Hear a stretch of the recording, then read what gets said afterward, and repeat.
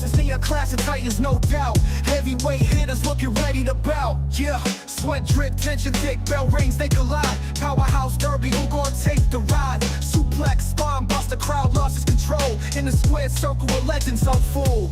In the somewhere we reviewing every bout, breaking down the moves, ain't no shadow of doubt. WWE heat, we bring that white hot flame. From Bray to Gunther, we calling names. Gunther and Jay, like a chessboard move.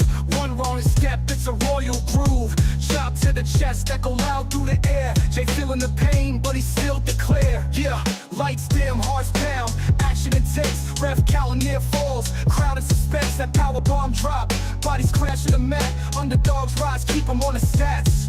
Mic drop, we analyze every bout, discussing every twist, don't leave a doubt. Predictions, insights, we break it all down into somewhere best critics around. Oh, wow. Saturday night's main event went off without a hitch. It was exciting, but just as predicted. Not a bad thing, not bad at all. But I'm joined by my one and only true hetero life mate, Spaz Phoenix. How's it going, bud? You always pop me with the intros, buddy. I'm doing good. I don't know how high I am on this show. I'm not gonna lie.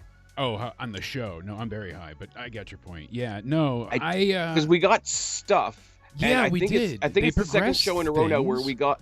I think it's the second show in a row where they've definitely given us stuff, but not stuff that I wanted. I mean, not that they gave me stuff I didn't want, but they didn't give me the stuff I wanted, if that makes sense. I'm talking over myself already. No, you're not wrong, though, because we went ahead and had kind of a, again, by the numbers night. It felt a bit like a house show, but not in the worst way at all. Things progressed. We got some things moving ahead. It's all building towards my favorite, the Rumble, and we'll be bringing back my favorite, the Rumble Pick'em contest, but we'll talk about that later on. That's right. Oh, you're doing one of those, are you? I am again. Yeah, it's going to make its triumphant return, however many years Nice. I've done it now. So I've missed a few, but, I brought it back. It's always great. It's simple. There'll be a video. You'll see it, and you go ahead, leave a comment, and then on the day of the Rumble, you'll get assigned a number through a random number generator that corresponds to whoever comes out at that number. If they win, you win, so you have a chance to win a prize. If there's multiple winners, then it's random who wins that, but still. Nice. That's all the legal jargon. But Spaz, I used to do the pay-per-view pick'em way back in the day. Way For those back of you in that the have day. followed my channel and remember back when I had like Black Hat and Guapo and I don't know, good Forever and mic a work day and ago. stuff like that. When I tried to do the pay-per-view pick'em, and I tried to do the lotteries, and I tried to do really creative shit, and then I got a really good co-host, and it made me really lazy. Somehow I've heard that line before, but Yeah. it pops me regardless. No one builds me up as much as you do. So talk about a big night tonight, though. They gave it that big night feel. Legends Hey, galore. let me stop you right there. Because Yeah. you say I build you up, right? Just this afternoon, I've tried to pop out a quick solo video or audio, mostly on my channel, about what went down on the TNA live episode of Impact. Yeah. And if you want any further example, any further proof that I really need a co-host, go check out my my TNA thoughts video. I can't wait to go check it out after this because it was a And great been popping show. clips out too that are going to make everybody happy, I'm sure. I was the one that despised TNA for years. I was a very late TNA enjoyer. It was when Matt Hardy came back in the broken gimmick era, when he. And see, I wasn't watching it at that time. That's when I had got this into it, I have this thing with TNA, like everybody says, oh, TNA is a cockroach and it can't die, and they use it as a stick to beat it with. And I'm just like, I can't hate that. Like, there's times that I've fallen off and I'm just like, okay, it's not for me right now. But I can't bring myself to not like TNA because look at everything. And I'm not saying like poor them, but like, look at all the iterations and all the dirt that's been kicked on them by everybody else. And they just keep chugging along. Like, you can't hate that. They are the cockroach that can't be killed. It is very true. They've got rad. Somehow they make it through the nuclear fallout because so many instances now should they be just decimated and done for. Cockroach is Betty White and TNA. Yeah, then they survive somehow and come back swinging. So the Hardy thing really got me at that point because it was so outlandish and so out of nowhere, pun intended, that it brought us Hey, into somewhere. you're gonna get sued. You better watch it. Copyright gimmicks. Oh boy. But it Sorry, brought guys, us I'm into trying to somewhere. get my light to work. Just listen to Jake. Don't listen to me. There we go. We go ahead and we got a developing universe. Well, now it's TNA is like this no longer small indie fed. It's this like lover of wrestling for lovers of wrestling. Like it's people that want to be there. They When could the go A elsewhere, company but- wants to work with you, yeah, I'm it's, sorry, it's that's telling and showing, and people saying, "Oh, they're only working with NXT," but you got to see what the long play is here. I'm thinking Joe Hendry at the Rumble. Come on. Oh, it's going to be Joe Hendry at the Rumble. I think it's going to be Joe, because the precedent was set, and we're getting way off pace already. I love this. Because the pace was already set by Mickie James and by Jordynne Grace, I think you get Joe Hendry. That's not even a surprise anymore. I think what's going to be really interesting to see, I think you're going to get Masha. No, I think you're going to get Masha. That's a big one too, and then keep Because a kind of consecutive flow of the women's champion from TNA being brought in each year. That's a great trend to have. Here's my. You want to hear my conspiracy theory, right? First of all, how great was Fraxium and the Rascals? That was all right. So we're talking a little bit about TNA Live the other day because it builds the into ending. this. Yeah, without even the with the ending, that match truly got a legit "This is awesome" chant for a reason. The things that they pulled out and the selling and the drama, it was like, oh my God. Kind of like tonight with the main event, there was at the very end that Uso splash. I bought into it. I thought they were going to change the title tonight, maybe just to tell a story. You remember when The Rock and Mankind would, whoever was champion depended on which night it was, basically. They tossed that title back and forth, but it meant something. That's kind of what I hoped would happen here. I wanted to see him grab the title, make this show truly newsworthy. Kind of didn't happen, but TNA Live was newsworthy, right? I got thoughts on tonight's main event, but the history that was made on TNA Live this past Thursday, we had an NXT title defended on a TNA show, right? Massive. So here's where we're gonna go, because I figure there's gonna be a tit for tat. There's gonna be a TNA title defended on an NXT show. So my theory, as it goes right now, Masha Slamovich makes a cameo in the Rumble, gets eliminated by Cora Jade, then defends her TNA Knockouts Championship against Cora Jade at Vengeance Day. Especially with Cora getting her nose involved in her business twice now. So at Genesis and at the live show. Because Live show was excellent, though. It really was, because there's not enough of a women's division already in NXT. Clearly, I didn't even hate the number 23 reveal being Mance Warner, because they kind of tried to make chicken, salad out of chicken shit with PCO screwing them over, essentially, if you want to look at that way, or them screwing him over. I'm not familiar. It was the only thing I couldn't really talk about from Thursday, because I know he's from GCW. I know he's real life partners with Steph Delander. Steph Delander being the I guess kayfabe. Not anymore. I guess she is dating Mance Warner now. Well, this is what I'm saying, but in real life, PCO and Steph Delander were like a kayfabe couple. Them saying that he left her the internet championship was cute. She won it in the divorce. Yeah, it was cute. It's the kind of logic that TNA gets away with. What were they Let's be real. I know they're he in tried no to destroy situation. it with a hammer, and it didn't go over well. But he was slighted I think the fact because that he was carrying around a replica as his own championship is funny. Yeah, but here's the thing: he wasn't going to get paid, and then they didn't renew his contract. He offered to go at a cheaper rate, and they were like, "No, we're not interested." And he felt like, "I did so much for you." So. Well, here's the thing: they were in a no-win situation. I give them all the credit in the world, but the whole I'm just gonna leave my fake girlfriend this belt in the divorce. We would shit on AEW for it. Oh yeah. I would shit on WWE for it. TNA has that sweet spot of they can get away with some weird stuff, and they utilize it not too much. So but here's the thing: I don't think they got away with anything. I really don't, because I feel like they covered their tracks. They're like, hey, guess what? She took it in the divorce. It was more like she stole it, and now she's giving it to her new man. Is how I took it, and how they were kind of okay? Explaining That's the part. It. I mentioned this. That's why they were making out in the ring and really showing like, oh no, this is my piece of man ass.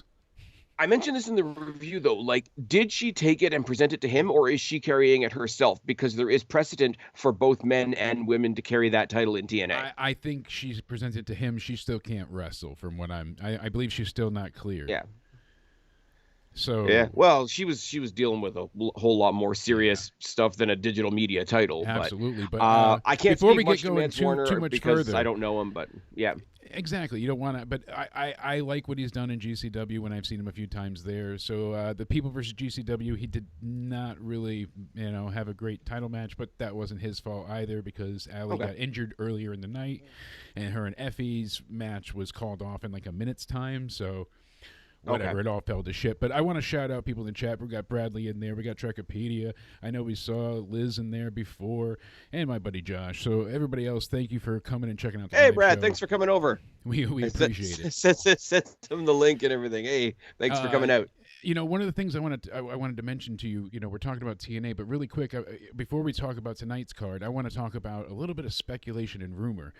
And Sure. and everybody seems to be reporting on the I call it facts at this point, but all because Tiffany Stratton said that she is inspired by the Queen, Charlotte Flair. She's made this this statement more than once now.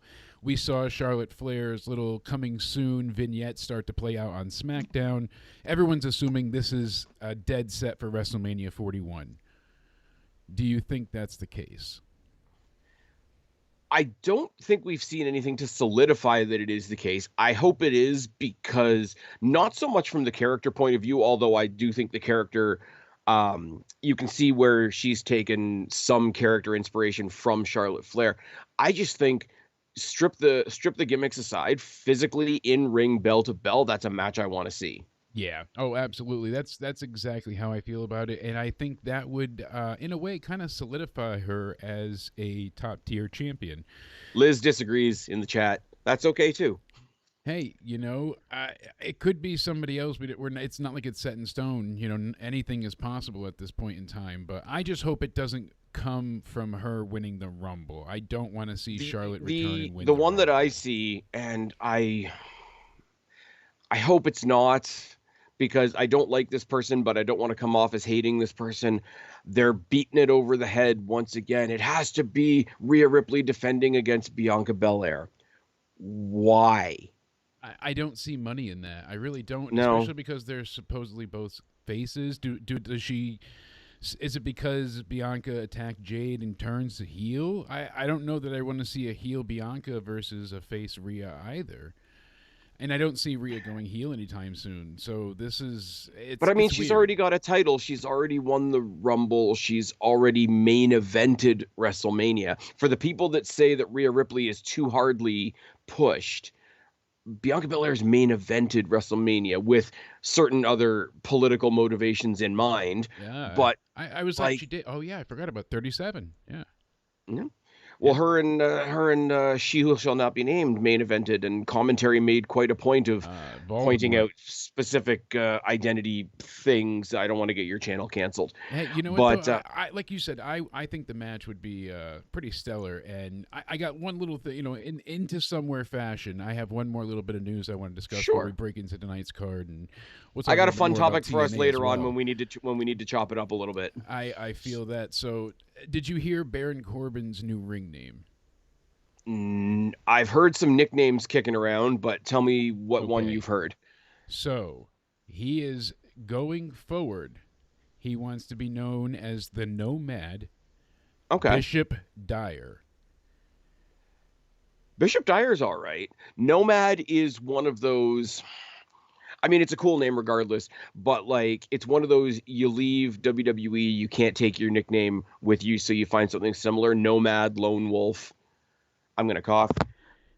Yeah, because that goes. He said, I'm going to be the Nomad. I'm going to roam, man, and I'm going to go to all these, and then Bishop Dyer, it pays tribute to the wolf, the Lone Wolf, Dyer Wolf, and then Bishop is higher than a Baron, so we're going up the rankings.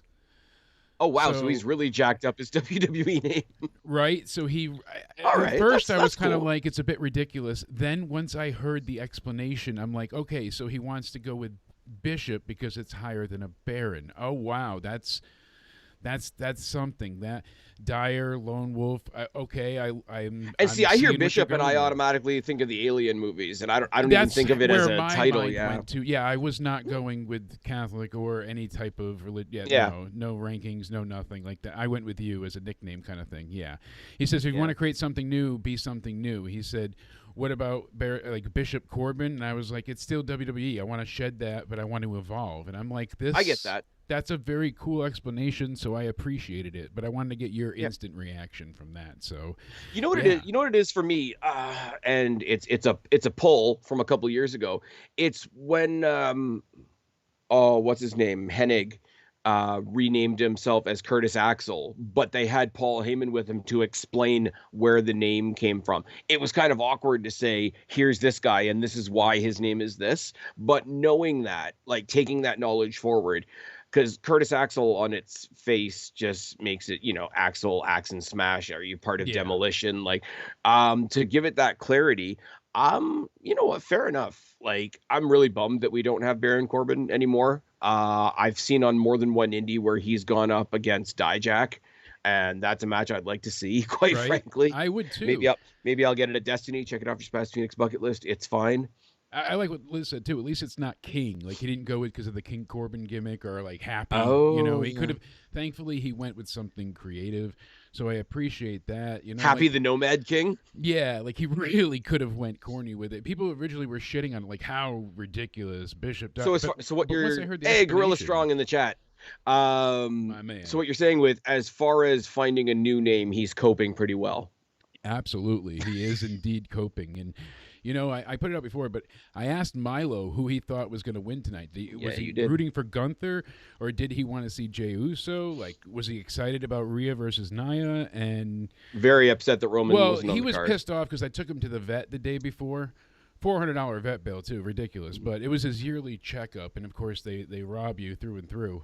We paid for the Vaccine for Life program, but it covers every vaccine that apparently he doesn't need every year, but he needed these two, and they're not covered in the program, and they're several $100s for So is it COVID or monkeypox? Bordetella and one of the other ones that begins with an L. I always forget. That but sounds still. like fancy Italian bread. I'm not going to lie. Exactly. But so Milo's not been happy with me. He thought we were going to get ice cream, and instead I took him to the vet. But I said, what's your opinion, bud? Milo, buddy, are you excited for Saturday night's main event tonight? This card is bullshit. Where is Roman? He's the GOAT. Piss off. Milo, His mouth is just awful. It was. I'm telling you, man, the little dog is pissed off that he didn't see the big dog. He's mad. That's what his favorite is. He loves it still.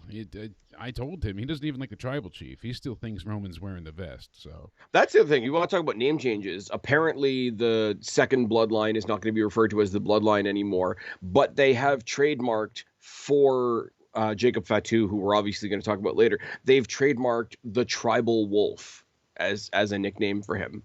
it's kind of funny because we saw tonight on AEW, they rebranded the House of Black to like the Hellhounds, I believe they said. They did that on Wednesday, didn't they? I don't know. I didn't see AEW all the way yet, but could have. Regardless, I might be behind.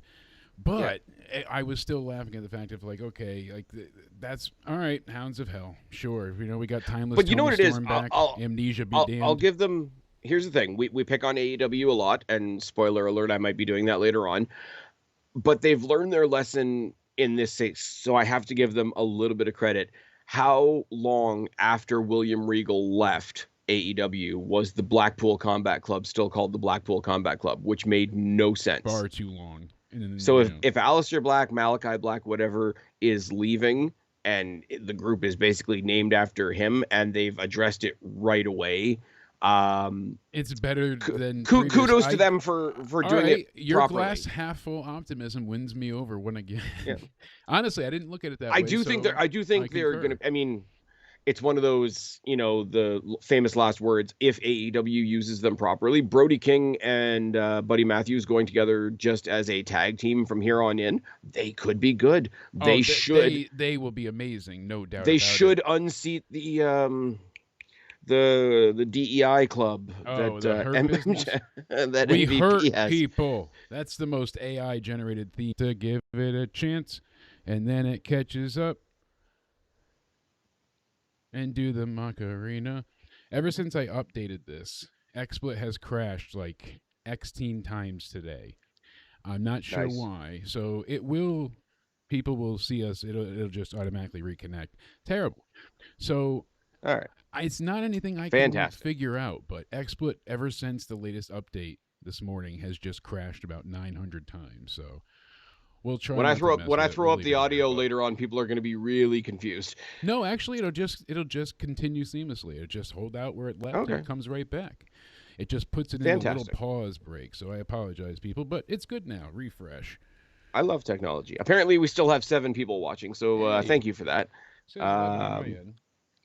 It'll go up. Refresh. Sorry about that. People will be able to come right back. Brad and Liz and Gorilla Strong and who else we got on there? Anthony, Alejandro, don't forget whoever Brad. I'm missing. I'm really sorry.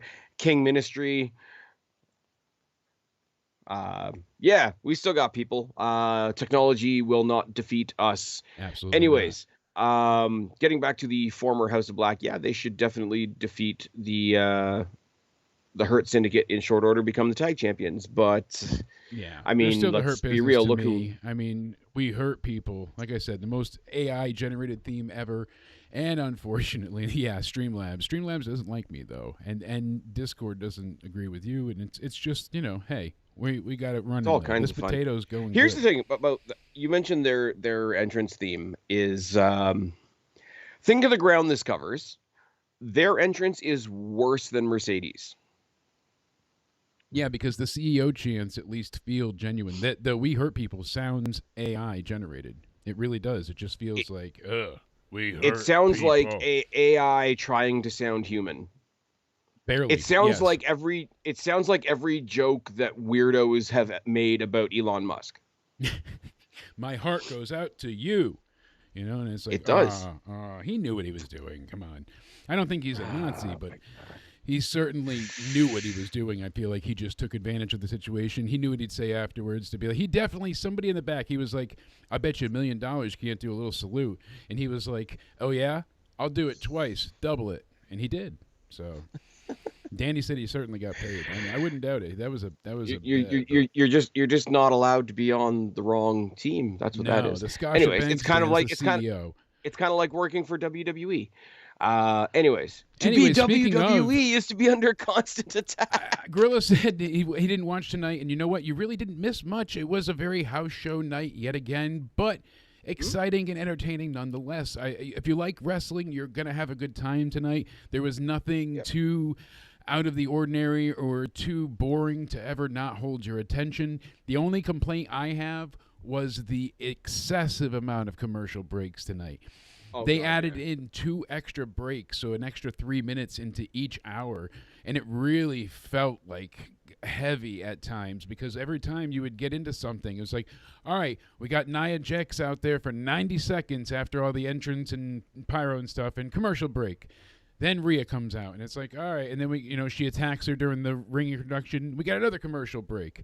And it was already a short match, so to have it broken up between the entrance and then the start. And I don't want to keep retreading the same ground that you and I have tread over quite a bit since the Netflix deal came along, right? You guys are watching Raw on Netflix now. I'm watching everything on Netflix because I don't live in the States. Even when you guys get commercial breaks, middle finger and all that. You have for those of you listening easiest. We have for those of you listening on audio, right? my good friend Jake just flipped me off for happening to not live in the States. Right. But the thing about it is, even when you guys get commercials, we get like a fade out and a fade in, and we just keep watching the match. We get a full screen version of what you would get in like picture in picture, right? Yeah. So to go from that to NBC tonight for this and get all these commercials, it was more jarring than it usually would be. Okay, and so for you those really people felt in it. other countries. Yeah, you really for felt the the for commercial effect. Yeah. for people in other countries, I mean, I have NBC, it's fine. But like talking to my brother, talking to a couple of other friends who don't have cable, period, they do everything online. There was, once again, much like that one SmackDown that sort of fell into the void, Yeah. there was a link released by at WWE UK for people that don't live in the States that just wanted to watch a feed. And they had a live feed on the WWE YouTube. I of saw on the show Twitter today. that had commercials put in as well. Did it not? It had I thought it had blank the NBC YouTube screen. feed. No, I scrolled across it a couple of times because a few people were asking me throughout the show, so I was scrolling back and forth through it, and it just had the same splash screen that I had when Okay. I watched that one SmackDown, where it's just like a static We'll be right back. thumbnail screen saying like we're in commercial break. Okay, maybe that's what I saw then. But I saw something on Twitter about people saying like, "Oh, there's still breaks here." So I was like, "Oh, weird." Oh yeah. It was strange. Oh, that when they the weren't just when gonna Sma- when show- SmackDown was on YouTube on the 3rd, they still had breaks for the commercials because the show is still formatted for commercials, right? Yeah, and I will admit too, big snafu tonight because I started the night on NBC and it was all in Spanish. So I'm like, what's going on? Yeah. Did I do something? And then finally I'm like, all right, I'm gonna resort to Peacock. And the reason I don't like Peacock is because I don't have the advanced premium whatever Peacock package it is. I have the one that just came with the cable. So we get like extra ads. So on top of like the 90-second ads, you also get another like 90-second unskippable every time you just click into it. So even like if it's live, even if they're not watching commercials, if I click on it, I have to watch 90 seconds of commercials. Then I get to see whatever I want to watch. So does that then drop? So does that, because that's from the program, that's not from the stream itself. So does that drop you into the show as it's happening, or are you watching it on a 90-second delay now? No delay. Right as it's happening, it'll take me in live. So I can go back and rewind. It gives you that choice, but then you still have to go through the commercial breaks regardless. So I didn't get the Spanish commentary. I mean, it was on the TV, but I was listening to our friends over at the Wrestling for Life So you network might have had the issue and not even realized, you know? Oh, no, I definitely did have the issue. I just didn't realize it because I was listening to Ringsider Anthony and Big Nick. Ole. You were brushing up on your Spanish. Shout out to with those us. guys. I know Bradley came here from over there. I don't know if there's anybody else in the chat that's just being really quiet that came over from there. But if you followed my excessive plugging of this stream over there, thank you. Welcome. Jake makes me sound good. This is exactly what we do over on my channel as well, that I plug a lot because the guys over there are really good about it. But yeah, no, it was a lot of fun. The Spanish announcer thing, if I had heard it, I would have laughed. But yeah, well, I did laugh at first, and I thought I was losing my mind. Like I did something, and I'm like, oh no, okay, it is them. I laughed again, but then I was like, all right, hopefully Peacock's not airing out. I don't know if they ever fixed it, but it was a bit crazy. I will say this. People might think I'm a little outlandish here, but I feel like this was one of the best, if not their best, match yet for Rhea and Nia. They told probably one of the better stories they've told, with Rhea really having to fight from underneath. Every time she went to try and go for the riptide, she'd collapse. Oh, she's too heavy. She can't get her up. And then it gives a 1 count, and she kicks out. And it's like you saw her fighting back, and then she hits the Annihilator on her, and it's like, oh, she goes up for the ropes, and she hits that huge second rope leg drop. My God, that looked devastating. I mean, but then at the end, Rhea hits the electric chair slam and picks her up, does the riptide, and gives her one hell of a riptide. I mean, she really put some stank on it. Nia really jumped into that one. I thought this was one of their best outings. Yeah, I really enjoyed this match, and Nia's least on my totem for favorite people, so that's saying a lot in my regards. How'd you feel? I will hop on board with a lot of people that are saying this Rhea that we're getting in this run is a different person from Nia Jax's first time around, and I'm including NXT in that. I'm including some of her rivalries with Bayley dating back to NXT. It looks like they really have fun wrestling each other. Yeah. And I go back to my default thing of, if the wrestlers are having a good time, I'm going to enjoy it, even if it's not for me.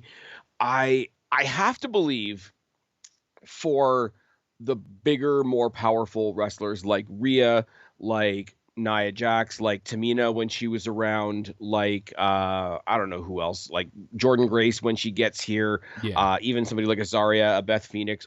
I have to believe that it's a powerhouse. relief. Yeah, I have to believe that there's a relief when they get to fight somebody else like them, because there has to be a level of care that they put into like 90% of their matches, because the rest of the absolutely. roster is so much smaller than them. So it's Absolutely. kind of like, not that it's the best example, but when like Big Show and Braun Strowman used to fight each other, and yeah, they were fighting each other, they were mad at each other, they were trying to win, They would have but 50 they matches. Yeah. they couldn't, but no, but they couldn't help looking like, I don't have to pull my punch here. I can do The something. It chemistry feels was great. like the Godzilla King Kong is a really tired metaphor, but it really does look like works, though. they've got somebody on their level, so they get to level up. I might say last year in Australia, Elimination Chamber in the main event, but I think that's more so elevated by the status of the event rather than the match itself. This match was a lot of fun. It was. I was expecting, again, it's not what we got. It's what I thought we were going to get and we didn't get. Hell of an impressive match. They threw each other around. Yeah. Rhea Ripley, for as much as she plays the powerhouse, indestructible badass, she's really good at putting over struggle. Like when she comes up across something that she actually can't do, she plays that immediately, like surprised, immediately, what the fuck do I do? Immediately, oh, okay, I need to do this. Yeah. Like she hit a friggin', what do you call it? Not a Canadian destroyer. The the other one. The Code Not Red? not the Riptide. The Code Red in the Code middle Red. of the match. You don't expect a code. You No. don't expect a Code Red from somebody like Rhea Ripley, because I forgot normally to bring why that would up she too. have to? I'm glad you brought that up. I had it, yeah, because she even gave her the good old rock bottom Uranagi, and Naya's gotten really good about throwing around her weight without throwing her weight, if that makes sense. Like as before, she was hurting people because she didn't know how to handle herself or how to carry herself. And when you are that big, there's more force behind you. When you're doing a leg drop, if you don't arch your leg, you're going to crush someone's throat. There are consequences to your big ass actions. So it was cool to see her now be able to do the second rope leg drop, the Code Reds, the Uranagis, and where she's making it look like she is this extreme, immovable boulder at times. It's kind of like her selling's improved. I listed off the powerhouses, and obviously I don't think necessarily Bayley's in the powerhouse conversation, but when she had the match with Bayley and Nia Jax of all people tried to pull off a head scissor, like even if it didn't work, like it shouldn't work. So the fact that it didn't work didn't take out of the match. What I will say, and I know I pick on Bianca Belair because I don't like her. There's other people I'd rather see. When she fights Nia Jax or when she fights Piper Niven, I've used this point before as well. They just turn them into, here's a big thing that I can lift. And it's like, what a shock, because there's the size difference and whatever. Because there's no size difference between Rhea Ripley and Nia Jax, Rhea Ripley is pulling off this insane power stuff, but they don't have to have these awkward, okay, let me pause for a second, because guys, I'm going to lift up something and I'm going to wait for you to cheer for me while I lift stuff. Yeah. Rhea Ripley's not surprised that she can chuck Nia Jax around, and vice versa. Yeah, that's where she a power was selling thing the works. beatdown and the fact, and you had to wait to get that adrenaline moment, and they really, that the storytelling was excellent. And by the time they got to it, it was a damn good match. I really liked the pacing, the outcome, fighting from underneath, like you said. I want to say as well, shout out to, before I forget, sorry, I've already forgotten it twice. Shout out to Lillian Garcia, because Lillian Garcia sold in this match, and you can't even really tell. They had the old school, like almost MSG microphone coming down from the ceiling, where everybody said, oh my God, there was two microphones. How come she's only talking into one of them? Yeah. It's a prop, guys. But when she's doing the introduction, and one, I think Rhea just wound back and like headbutted Nia Jax during the middle of the introduction. Rhea. That's okay. Nia headbutted Rhea. Yeah. My point being is Lillian Garcia backed up, almost like tripped herself out of the ring because she was selling what was happening. Noise. Like the announcer was selling. I like when the announcer sells. I like when people are like, "Oh, here they come. They're gonna." Wrestling works when But, like, everyone's on when- the same page. Exactly. When people play along, When somebody like it Michael makes it Cole, like, oh my exciting. God, they're getting too close to our desk over here. Holy shit, I'm moving. I'm taking Michael my Cole's snacks. I'm taking my commentary M&Ms. tonight, he was on another level at times. We'll get to it afterwards. But one of the things I know I said on Twitter before that I was like, anybody that can throw around Nia Jax and make it look effortless deserves, such praise. Yeah. And that was Rhea tonight. But she did it in a way where it didn't also ruin Nia either. It made Nia really feel... It didn't reduce her to a heavy thing. Yes, exactly. Like you said, you're not just picking up something heavy and throwing it around. So great point there. And I it's really not enjoyed necessarily... this match.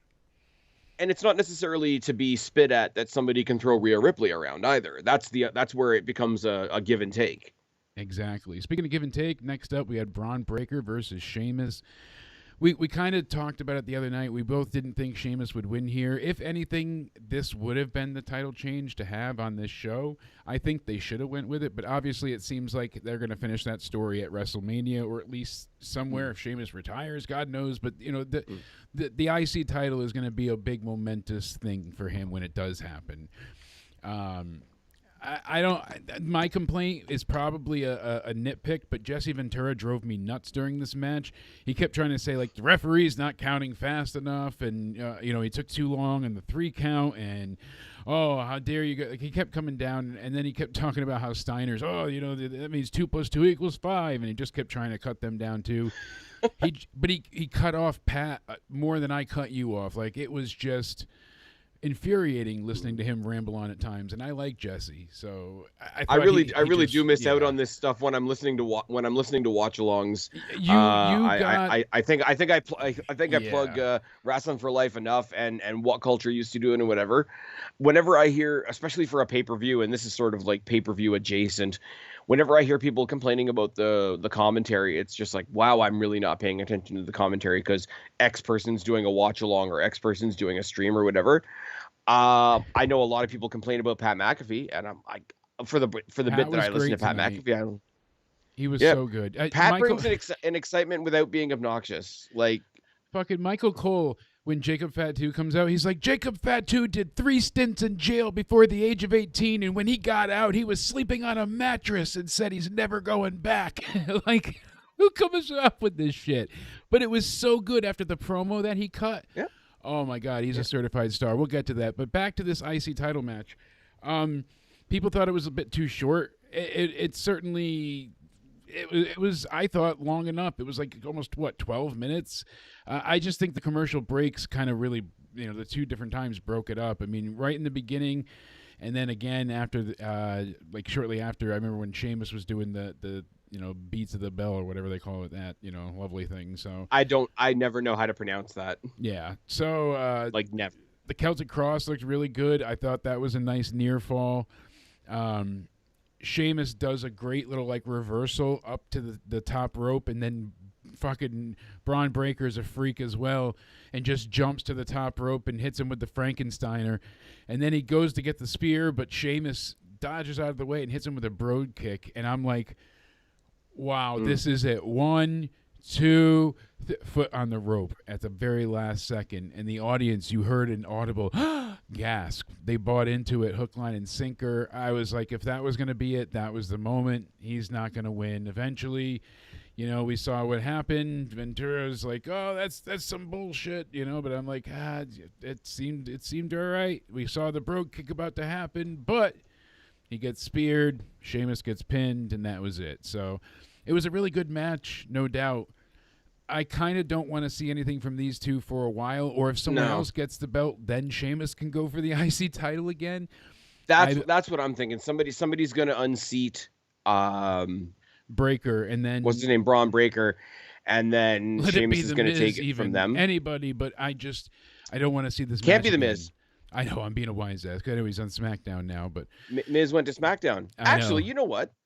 Good a time as any to talk about that, because we're probably not going to do a State of Wrestling because we got the Rumble to preview this week. Yeah. Cheap plugs for everything. Let's talk about for a second the news we got on SmackDown. Not only do we get the Miz on SmackDown, but Damian Priest is on SmackDown now. I think that's an awesome move. I think that's a great move, and the Wyatt Six gets to keep haunting Wyatt the Six Miz. over there, yeah. That's cool. That's I'm pretty excited funny. for both. The only thing that wasn't answered from SmackDown was Nick Aldis's addendum to the match with Yep, Cody and it and wasn't Owens. answered tonight either. No, The one so thing, maybe they're okay, saving it 'cause for SmackDown, but that was weird. I know we'll get to it when we Maybe. get to that point, but hey, whatever. right. Well, actually, do you have anything else to say about the IC match? I do, because I like these guys fighting. Actually, this is getting into one of those, like, tell me you're giving me one. I said the same thing when Carmelo and Andrade were having. Yeah, there we go. we're there. We're right there. Mind melt. I could watch these guys, and I think they tried to tell a really cool story here that didn't quite work. And from my interpretation of it, because he worked his midsection, he hit that wicked spear on the floor. So good. All That the spear internal was amazing on the floor. Holy ridiculous. God, his Breaker speed is insane. Imagine taking Breaker's not normal. No. He's not normal at all. But they tried to tell this story of his midsection took so much abuse and so much targeted specific on that area, and onslaught. He got the burst of adrenaline, and he got a couple of bro kicks in because the adrenaline carried him through. And I think what they were trying to do is, like, okay, eventually the adrenaline just let him down. But when he finally decided to stop in the middle of the ring and go, now my guts hurt. Now my it looked ribs like hurt. he glitched. Yeah, because it looked like he glitched, and it was so funny. He engaged cell mode again because he went from, like, getting ready to attack to like he was about to shit himself from the spear before. I know if I got hit with that spear, I could have had a colon cleanse, and I still would have shit myself if I got hit with that thing. Yeah. Shout out to Triple M in the chat. What's good, baby? Talking about one of my best mods. But, yeah, like you said. He's asking us how Saturday night's main event was, so it's a good thing we're talking about it. Yeah, absolutely. Overall, it was enjoyable. You didn't miss much, though. It was nothing news or noteworthy. Felt like a house show yet again, but it was fun. It was certainly entertaining. You're not going to be disappointed if you check it out, at least. That's what I'll say for sure. Worth your time. Anyways, that was my only thought on the Sheamus. My only thought on the Sheamus thing was they tried to do a really cool thing of, like, he gave all he could, and then his adrenaline finally failed him.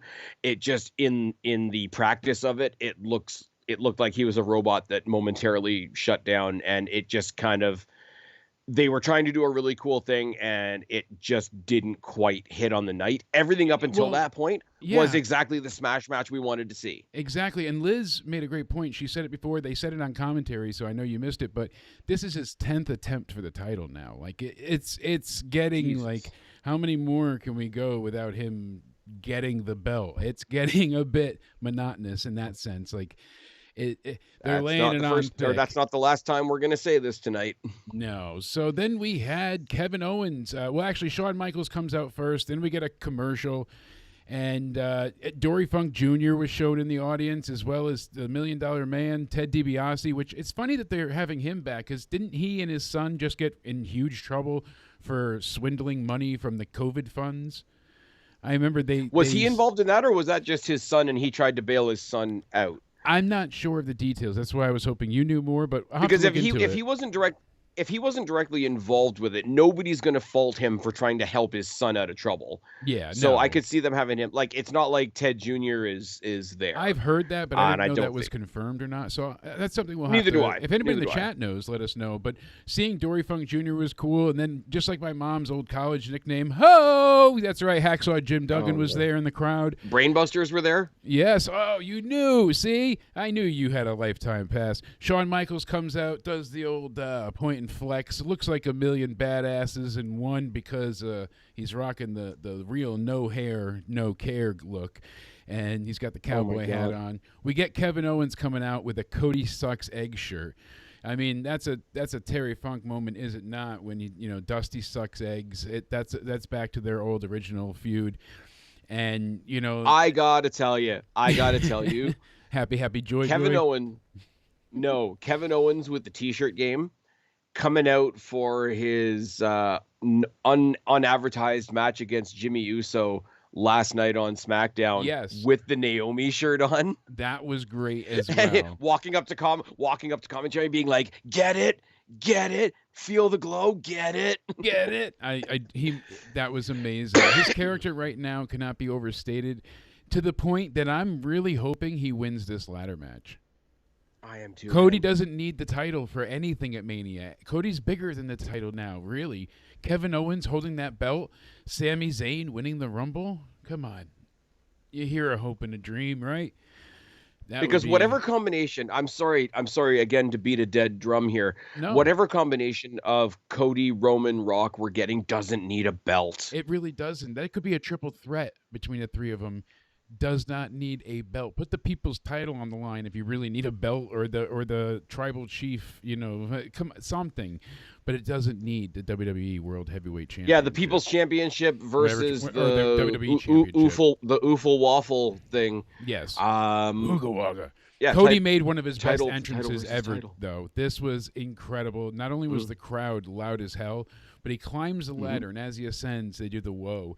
And he looks like Christ, above his followers, as everyone's just arms reached out to Savior Cody. It was pretty moving. It was water to wine. He's gonna do. He's gonna. This is the thing. Like when he I goes don't know heel, who's gonna, it's gonna hurt. No, I'm not even saying like when he goes heel, but like he's doing this sort of wink and a nod thing, and it's like I'm telling you how bad I'm going to be. Yeah. And nobody believes me right now because I'm the nice guy. He's gonna do something horrible to Kevin Owens. I'm thinking, like as much as Kevin Owens is a heel right now, and as much as Kevin Owens is a heel going into the Rumble, I could see if anybody, like think Bret Hart, Austin back in the day, if anybody could pull off an entirely convincing double turn, Cody and KO at Rumble.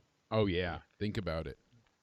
They could flip. He'll do now something. Cody loses and the title. Whole time. Kevin Owens then gets assaulted by Cody, and everyone would be like, "Oh no, I just owed him an ass whooping," but it's like the match is over, and come on, and that would no. be If he turns heel, he shouldn't say no. He madness. didn't turn heel. He should sit there and say, "Listen to all my promos before the Rumble. I told you what I was going to do. I told you I'm not a nice guy."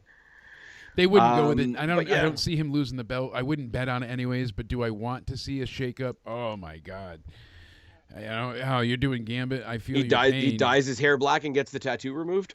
We could see a little bit of a flashback, harken back to that dog collar match. But I like what they did here. I could see a period of time where we walk into a tattoo parlor one day and there's Cody and his good friend Max getting matching tattoos removed.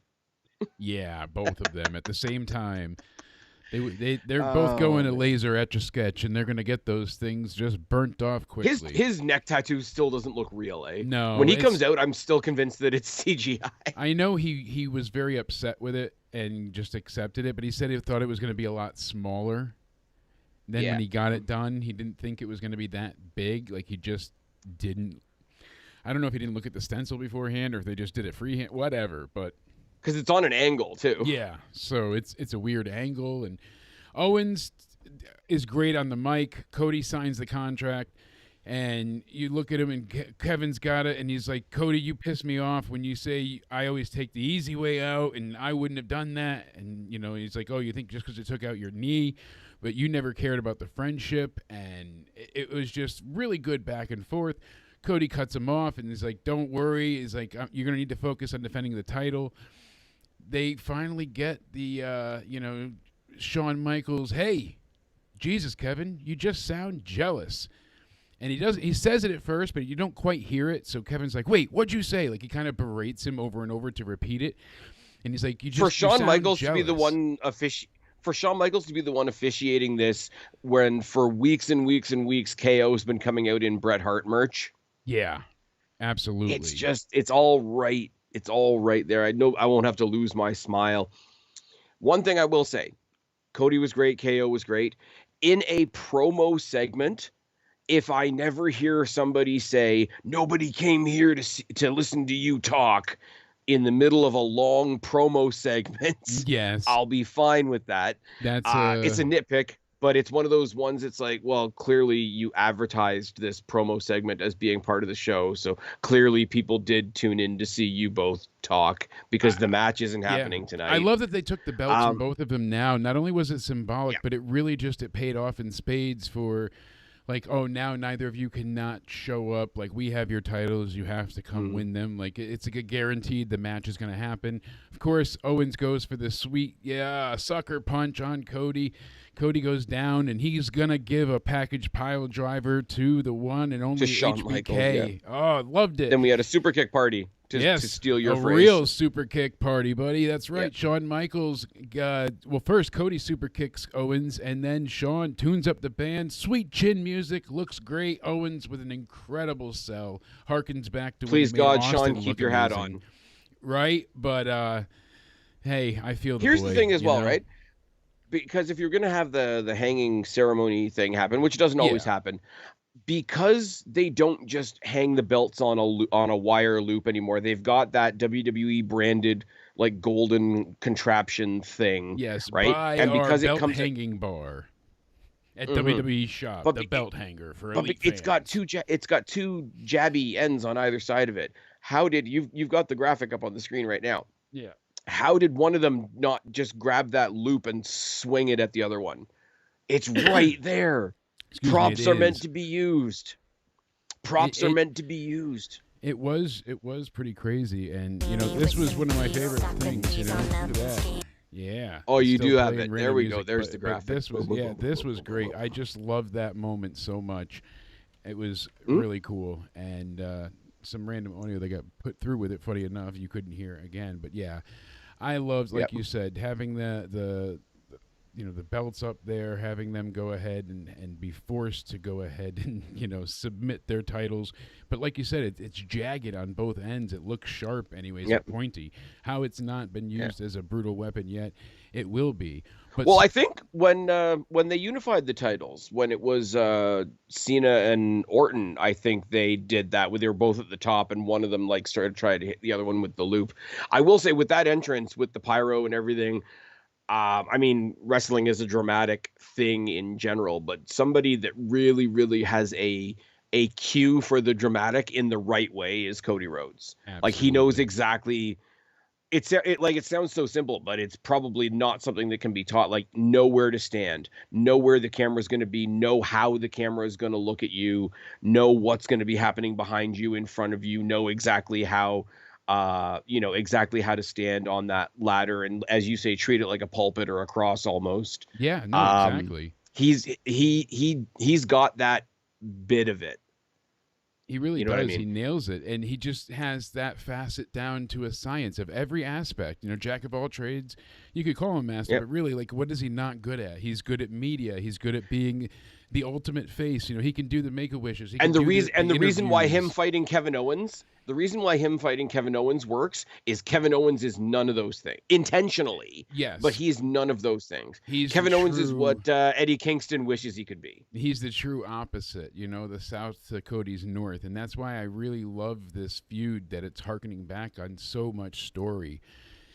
Speaking of brutality, though, I said on Twitter, I'll say it again, not since Lesnar did his 3 to 9 elbows and sliced open Randy Orton's forehead has anyone looked as vicious as Jacob Fatu tonight. Now, Bronson Reed doing the splashes was really cool, but I feel like this moment topped that, because Braun doesn't really bleed for many. Like, I can't think back. Like, No.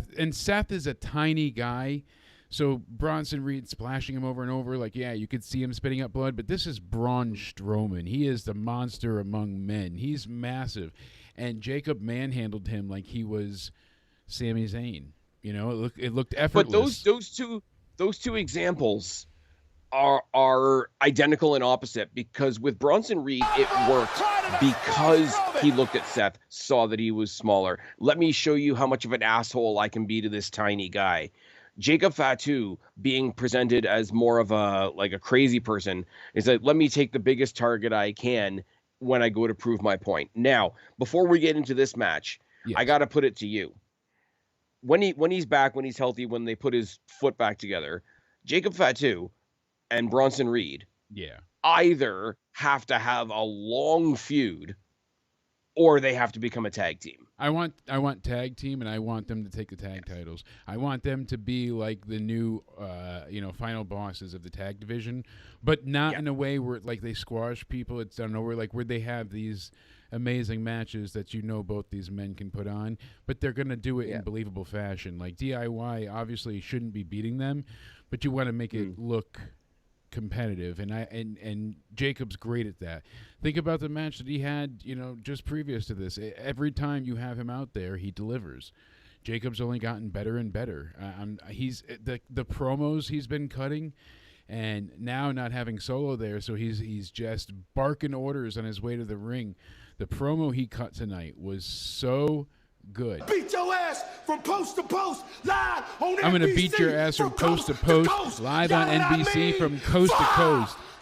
Fatu, like, he was just going off. Like, it's great. The energy, the hype, all of it. It's awesome. I hate to say it, man, but what do they do with Solo now? I don't know. He's hurting. I mean, he's in a bad way now. Not only did they take the Ulafal away from him, but you have Fatu being this unstoppable rabid Wolverine. I mean, werewolf. I always get those confused. Wrong weight machine. But I went ahead and I enjoy the brutality and the believability that Fatu brings with him. I mean, he's foaming at the mouth like a real rabid goddamn animal. He's insane, and he's doing these moonsaults and goddamn splashes, and just he acts like he's 95 pounds, but he's this brick shithouse of a man. It's incredible. It's just truly awe-inspiring to see how he can move at times. So the only thing I will say about this, and I like Braun Strowman. Braun Strowman has a very specific role in the WWE, right? He's the more athletic, more modern. He's taken the Big Show slot, right? Yeah. But everybody knows he's in that slot. Like, he's not going to win the Rumble. He's not going to main event WrestleMania. He's not going to, X, Y, and Z. I go back to the Bronson Reed thing. Everybody reacted to that. First of all, we didn't see Bronson Reed really being in that spot dealing with Seth Rollins level people at that time. Yeah. But also, you take Seth Rollins, everybody, sort of a minor version of the CM Punk thing. Everybody has an opinion of Seth Rollins. Either they don't like him and they loved seeing him getting squashed, and I get why some people don't like him, or there's other people that appreciate the shit out of Seth Rollins. I put myself more in that camp, and it's like, holy fuck, like, let him go. Like, Ralph Wiggum, stop, he's already dead type thing, right? I don't think people give nearly as much of a fuck about Braun Strowman, and I say that as nicely as I can. Okay, so it's the only way that I would. No, and you were right too, because as people were chanting in the arena one more time. No, you're totally right though, because people were chanting then one more time, but it was like the excitement of it. But then they were like, "Oh my God, he's hurt with the blood," and they were like, "Oh," like people then, as we're tonight, they just wanted to see him make him into a man meat popsicle puddle. Like, they just wanted Fatu to rip him apart and be an inhuman monster. I think people eventually thought tonight was funny because Fatu is a really fun guy to get behind, in the same way that a Braun Breaker, who's just crazy, is fun to get behind. Kind of what I assume WWE would have wanted when they had somebody like Ryback, is somebody like a Braun Breaker. I think there's a similar intent there. If you had put somebody that people cared about in there, like if Fatu was doing that to Cody Rhodes tonight, there would have been some ooh, some awe, some drop jaws and all that kind of thing. But because people don't really care about Braun Strowman because he's in and he's out, and it's like, okay, we just need a big person to beat, it becomes that Bianca Belair lifting up Nia Jax for the 100th time because she's heavy. It becomes that kind of thing. It really where does, people were, but it's like, do you want Jacob Fatu to be this big, scary, terrifying heel, or do you want him to be this awesome guy that everybody's cheering for? Because you picked an opponent that people didn't really care about, therefore people are going to cheer Fatu because it's fun, and you don't quite have the same reaction that you got when your victim is somebody like again, some people like him, some people kill Jay Uso like really bad for people to kind of give a damn. Perfect example. Yeah. Or even if you want to go more divisive, if Jacob Fatu came to Raw for a night and decided to attack people at random, let him do what he did to Braun Strowman tonight to CM Punk. Yeah, and think of that half one the that crowd, puts him over instantly. Half the crowd would love it, half the crowd would hate it, but everybody would care. Exactly. I think what they did, you would get everybody to respond to that. You're right. Let me be clear. On. Let me be clear. I think what they did tonight was fantastic. Yeah. I think they need to do it to somebody else. They need somebody that can do for him what Seth Rollins did for Bronson Reed. You're absolutely right, because they really run the risk, and I hadn't thought of that till now. That's a great point. That's why, I'm telling you, you're easily making me swayed over and over again. But it's a great point, because, like you said, you're not sympathizing with Braun Strowman, so therefore you're cheering. You're like, Fatu's awesome. You want him to keep killing people because it's incredible to see what he does, versus being like, no, we need to stop him. So you are losing the heel heat, and you're losing the allure of the bad guy for the coolness factor, and it's not. You don't always want the bad guys to be Godzilla. Cool. I think they wanted the Godzilla King Kong thing, right? And I think they thought they were gonna get that with Bronson Reed because it's sticking a big guy. The Godzilla King Kong match that they want right now is Fatu and Breaker. Yeah, oh, absolutely. That IC title is screaming for that match. Liz said it before in the chat. So many people have mentioned it previous times.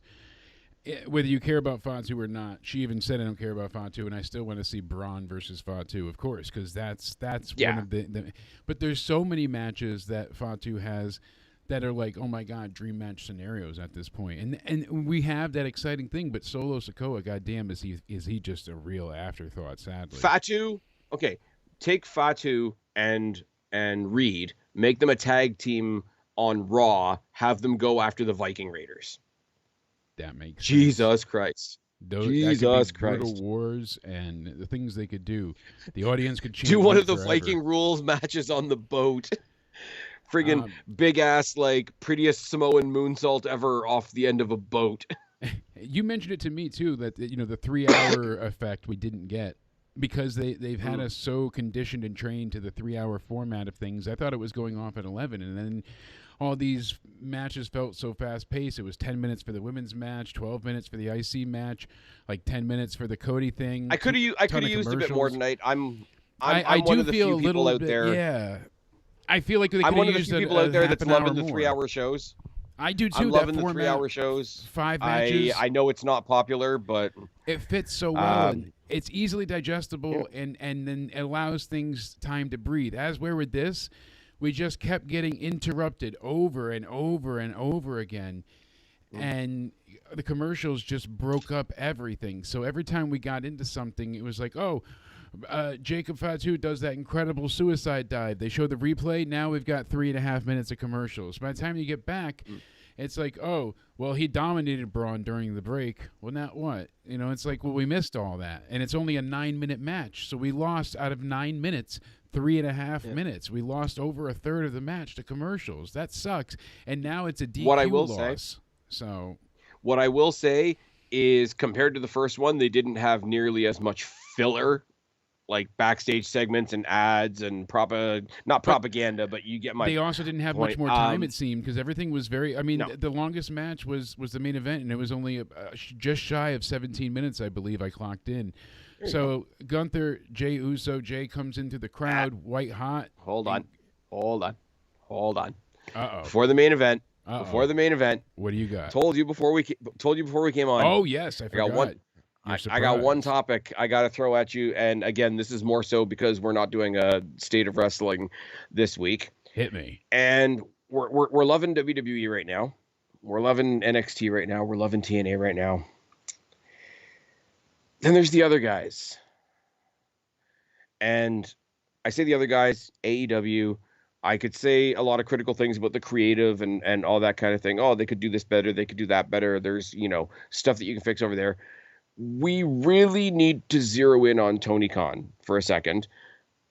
And I'm on a 3 strikes and you're out policy. Yeah. And if you follow me on this, right, we know there's a bunch of people that want to leave and can't leave. That's an ongoing situation, right? I mean, Ricky Starks But was on just top, denied his, his release. ability to leave, his release. Same with Phoenix. Yep. But here's where I'm going with this, right? You know? Yeah. We talked about this, and the ones that have really, really hit home recently.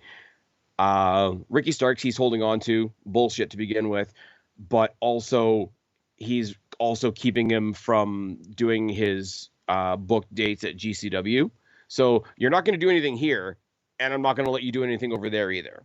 No. Second, Ray Phoenix, we're not going to have you do anything here. We're going to make you stay here. We're going to rip down all your merchandise off AEW shop. So you're going to stay here, not do anything, and not make any merch revenue. Now, the memo, and you might have heard it. Oh, it gets better. Nobody with an AEW or ROH contract is allowed to take any bookings anywhere around Las Vegas WrestleMania weekend. Yeah. Like, at what point, and I'm not saying this, but we're in the age right now where you hop on Twitter and anybody that somebody doesn't like just the default, I'll just call you a Nazi. It's fine. Yeah. I'm not calling Tony Khan a Nazi, but he's pretty much a tyrant at this point. At what point do we stop making the, Cracky Khan, whatever? At what point do we stop making those jokes and be like, this guy's a legitimate asshole, this guy's a legitimate tyrant? Vince did the same stuff for a long time, and that's why he was hated. So Triple H, I don't think anybody's asked for their release, so I want to see how they're going to handle it if anybody wants to leave. But he has said previously that he doesn't want to work with anybody that doesn't want to be there. So if they want to leave, he's going to get He doesn't want any you. grind runners. Yeah, yeah. he's going to... But here's the thing, though, right? Well, now we hear this about... May be... obviously the dentist, DMD herself, Britt Baker, yep. All the issues coming to light there now, and she's another persona non grata not being talked to. Every time there's an issue, it seems apparently like Deonna AEW doesn't call you not anymore. Apparently, Deonna Purrazzo is not being quiet about her unhappiness either, as of this weekend. You sent me a message the other day, and like a broken clock being right twice a day, this tweet from JD was pretty telling. He said the feeling in AEW is gone because the tag champs are ex-WWE talent. Same thing with the TBS champ, the AEW World champ, and the Trios champ. They're all ex-WWE talents. And then you have Lashley, Benjamin, MVP, Jeff Jarrett, Christopher Daniels, Copeland, Jericho, all in major storylines. All of them are 50 or older. You know what I mean?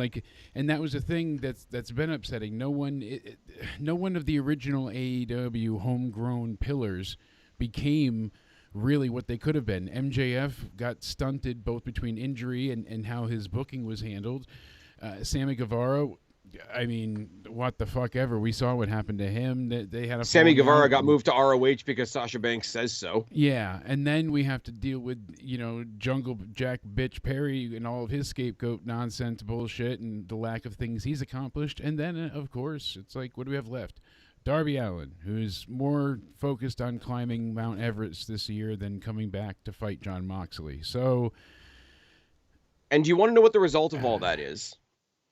I think it's funny Collision? Because the last time, well, yeah, but the last time they were in the same city at the same time, one was doing a pay-per-view and one was doing a house show, and the house show outsold them by miles, right? And that was WWE's house show, and now, like you said, tonight they had Daly's Place. It's their homecoming. Listen to me. Collision homecoming. Listen to me, buddy. Listen to me, buddy. Right, I'm gonna give you 3 numbers, okay? AEW Collision. I didn't watch it because I was watching Saturday night's main event. Right now, I don't think it would be fair for me to compare a weekly show to a pay-per-view. Saturday night's main event is not a pay-per-view, my guy. Yeah, it's another weekly show. That's the whole point of it. It's just a weekly Daly's show Place on free TV. Daly's Place. Tickets distributed to Daly's Place. 2,916 tickets. Not even 3,000. Okay. Not even 3,000 in what is their home base, in where they lived during COVID, all that type of stuff, right? Less than 3,000. The Frost or First Bank Center in San Antonio, Texas, tonight for Saturday night's main event, which all the Mud Show fans are just saying, oh, well, it's just their version of Battle of the Belts. It's nothing to really be concerned about. Excuse me. 15,263. 15,263. That's quite the difference. Versus 3,000. But here's the one that kills me, because here's where I am going to make a drastic thing that's probably not that fair. I think it's fair to look at Daly's Place because it is their home base and it's where their loyalist fans are. It's where they lived literally for the downside all through COVID and whatever, right? Yes. They made almost 3,000 tickets tonight. And they handed out a lot as well. They had given away a bunch of tickets. But here's the thing, though. Looking forward as well, to the Royal Rumble, which is a different type of event. I want to be fair. Big Four pay-per-view of the year and all that. I understand that. They just passed the 60,000 mark for tickets. Over 60K tickets distributed so That's far. Sold. Jake, let me just say, that's 20 times the tickets that AEW sells at their home base. For their homecoming. This was Collision Homecoming. That was the hashtag, because they wanted all of their fans to come out in mass tonight to support Collision live, because Saturday night's main event was on, so they wanted to show that they could, still bring in their best audience. They had Timeless Tony Storm come back. A lot of people are all for it. I was not a fan of the amnesia gimmick. I called this as soon as she came out saying that she was her younger self again. The whole plucky upstart was just a ruse. Anyone that didn't see it coming, and I don't mind suspending my disbelief and being like, hey, that's funny, but this was not it. Like, it just... I think her playing a black and white actress and saying that that's her real character and her being her real self is a gimmick. I think it's a stupid idea. It's an idea that was defended by a certain somebody over at What Culture who's pretty biased. I think it's ridiculous, and it's a misuse of somebody who is in ring absolutely fantastic. Like, I know this do is we something see she Willow wanted. Nightingale picking up that big?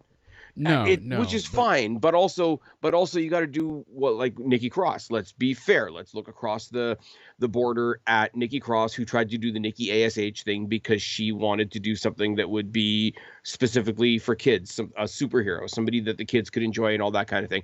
I applaud her for that. I applaud Tony Storm for how well she throws herself into this timeless gimmick, just the same way as I applaud Nikki Cross for trying to do the ASH thing, having a vision for, hey, I want to do this for kids. But eventually you had somebody like Vince who gave a reality check and said, nah, this ain't working. Yeah, no. And that was kind of the problem. But he's such a mean guy, and he controls everybody, blah, blah, blah. You need to not be their friend sometimes, because even the ones that you tried to be friends to want to leave your party. Yeah. Because you're a tyrant. There's just 5 or 6 people that get their way in that company. The rumor is, I don't know how true this is. Maybe you can tell me. The rumor is that they're amalgamating the ROH and AEW titles at the Australia show. Is there any truth to that? I don't know if it's been confirmed, but I had seen that discussed on Reddit. So I don't know if that's just a proposed plan or if that's actually happening. But because here's the thing, we already know that the people that they're up ROH, they're the people that they're not really using but want to hold on to anyway.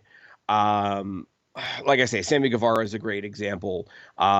We can't have you on the show because Sasha Banks said no, so I'll shuffle you over to ROH because I also don't want to lose you. I don't want you to go to WWE, right? Does it not punctuate how useless ROH is if they amalgamate the ROH title into the AEW title, when the AEW title as a belt hasn't existed in months? Yeah, unfortunately, and it's just been ignored. And I mean, how many other titles have fallen to the wayside? Not again to dish on Mercedes, but she has how many belts at this point? It's just she's got a really, really sore jaw this morning. Now Ring of Honor, like you said, are changing plans for their weekend in Vegas around WrestleMania because they're not going to Vegas either. Yeah, they're pulling out here's now. the difference. Here's the difference. I'm pointing out Tony Khan being a tyrant, being having his thumb down on everybody, right? About the Vegas thing. I don't blame him for pulling his own show out of Vegas and not wanting to compete with WWE. I think probably in the end that's a smart idea. But if you're the company, But if you're the Honestly, company that touted, no, but that's his company. He can do it, right? yeah, If he no, he wants to pull can. out and go somewhere else, that's fine. The attention is not going to be on them in Vegas, regardless of if they're there or not. No, But it's my point not. is, But it's his company. He can do that. Never mind the fact that when they started AEW, he said he would never run a show to compete with WrestleMania, and then he went back on that and used ROH as the excuse. But like, if he wants to pull his own show out of Vegas, that's fine. I have no problem with that. I would actually make a positive argument for that, and I could give him the most sliverest of credit for that if that's the case. But to be the company that says, "Oh, we give our wrestlers freedom and we can go wherever we want and roddy roddy rah, and I'll allow them because I'm the nice guy, I'm the yeah. good guy boss," which is a thing that doesn't exist, and then say nobody under my thumb can touch Las Vegas that week at all. Here's my issue Fuck with off, it. man. This is the problem I see with all of it is that I don't think it's a bad business move to have the show there, because what happens is wherever Mania is becomes a central hub for like the mecca of all wrestling fans. So everybody goes and has shows there because fans are obviously. They don't do it usually Mania night. Sometimes they do for people that don't have tickets to Mania, but for the most part, they jam pack from Thursday to Sunday afternoon. Like they get GCW and they had the blood sport shows and they had, but then that's why they have all the conventions and WrestleCons and all, because everybody supports everything. It's like I said, it's wrestling mecca. So to pull out of that, no. I feel like they're hurting Don't get themselves. it twisted. Don't get it twisted. I don't think it's bad if he does do a show there. I wouldn't. I think it's bad weird. to pull out, though. I think you're hurting because you're saying you don't want to work with the collective wrestling people around you. You know, exactly. It's a bad look. See, here's the thing. I wouldn't mind because I don't care. I don't care what wrestling company you follow. WrestleMania weekend, the wrestling world is looking at wherever WrestleMania is. Tell yourself whatever else you want. That's just a fact. I don't care if AEW wanted to go to Vegas and run a show that weekend. I wouldn't blame them. It's just the simple fact that of all the proclamations that were made when this company first started, we would never go and try to piggyback off WrestleMania. We're not the what do you call it? The piggyback company, the counter programming company, even though they very, very clearly are. Like if they ran a show WrestleMania, if they ran a show WrestleMania weekend, I wouldn't blame them. I would call it a smart thing. They do an ROH show WrestleMania weekend. I don't blame them. That's a smart thing. It's the fact that you said you did. You said you weren't going to do all the things you knew you were going to do. That's the problem. That is. We're gonna stand up for women and diversity and whatever by having one match a week. And that's the thing. Like they're trying to virtue signal with this by saying like, oh no, we don't want that, but. It's like, what are you gonna do? It's very disheartening because it's a bad look. I really feel like it's just a bad look, pulling away from the wrestling community and being like, no, we don't want to operate with all all the fans showing up. You've got hundreds of thousands of people that go between all the collective shows throughout the days. I'm not saying at once, but overall, you know what I mean? Like they said, ticket sales are through the roof. That's why WrestleMania boosts the economy because they have multiple especially shows at a time and events, especially at a time where especially at a time where WWE is finally, after all these years, reaching out to the rest of the wrestling community. But as I say, getting back to my point, if he wants to pull his own show out of that weekend, that's his choice. I have no problem with that. There's probably an argument that could be made for it. Maybe he wants to protect himself against having accusations of piggybacking off WrestleMania weekend. So I'll put that to one side. But being the guy that says, no, I'm the good guy. I let my people perform everywhere, and saying, nah, that's WrestleMania weekend. You might bump into somebody from WWE and they might tell you how much better it is over there. So I don't want you anywhere near Vegas WrestleMania weekend. The dude needs to fuck off. No doubt. And here I just and he's holding all his wrestlers. I just messaged Tony, is Joe Hendrick going to be in the Rumble? You know, maybe I should have held off on that one. But I'm telling you, the last match of the night we got to get into because I'm dying to talk about. Jay comes in through the crowd, like we said, but Gunther, what an entrance for him, the reaction. Like, people, they can't help but cheer him. They want to boo him, but you see them, and it was cool seeing like all the kids, you know, with the glasses and all that stuff being focused on and for the ring introductions. Lillian did a great job here. And then all of a sudden, Gunther, as soon as the bell rings, just kicks him with a big boot right to the head. And this is when it went pretty much right down. Like once Gunther knocked him down with that huge chop and they went to the floor, we got another commercial break, right?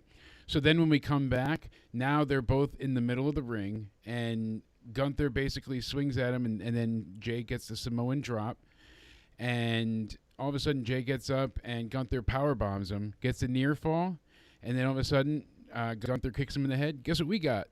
Commercial break.